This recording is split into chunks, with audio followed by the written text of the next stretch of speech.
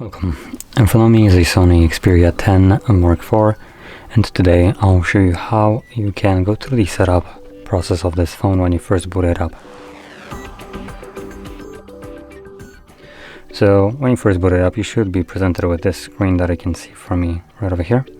And all you need to do for the first one, or first part, is just select your desired language from the list. Now for me it's selected the correct one, so I'm gonna stick with this one and get started, which takes me to important information. I'm aware of important information and warranty, safety, etc.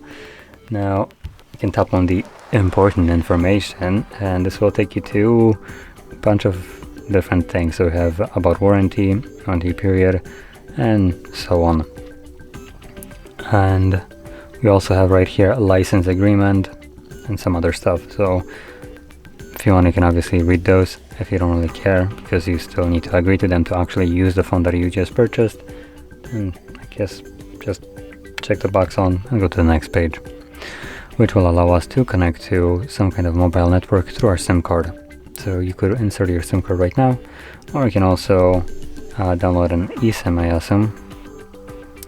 And we can skip this as well, which will then give us the Wi-Fi connection page. Now the reason we have some kind of way of connecting to our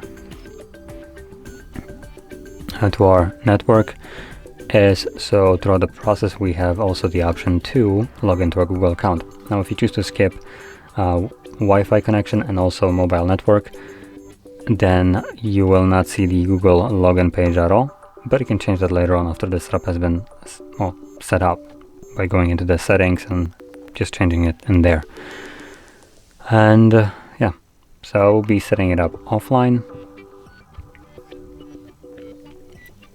And from here we have also check the following. So I'm aware of the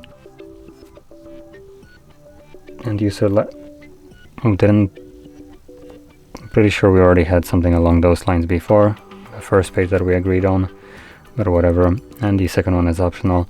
Again, you can tap on the end user license agreement to see what you're agreeing to, but at the end of the day we need to agree to it to actually use your phone that you paid for. Then we have date and time. Now normally this page will not show up if you decided to either insert your SIM card and connect through mobile network, or if you connect it to Wi-Fi. Then the device will pull that information automatically from the web, but because I skipped both of them, I can just fix up the time right here, considering it is incorrect. Now I am planning to connect to network later on, so I'm just gonna leave it as it is. It's gonna fix itself up once I connect to it anyway. Now from here we have some Google services. We have location scanning and sending user and diagnostic data. So you can read exactly what these do, and if you don't like them, disable them. From there go to the bottom, select accept, which will take you to the next page, which is automatically giving us a setup of a pin. Not even the choice to choose which one we want, just automatically here's a pin, set it up.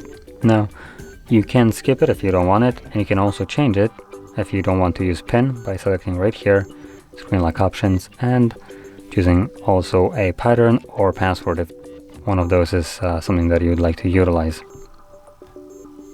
From there we can draw our pattern, repeat it, and now it's set up. Now it automatically goes also to set up a fingerprint, so if you want to utilize that you can. It's basically mounted on the side. It's the power button.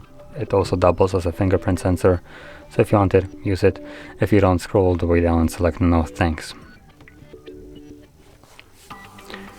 Continue setup, obviously continue. System navigation. So here we have two different ways of navigating through our system that you can choose from.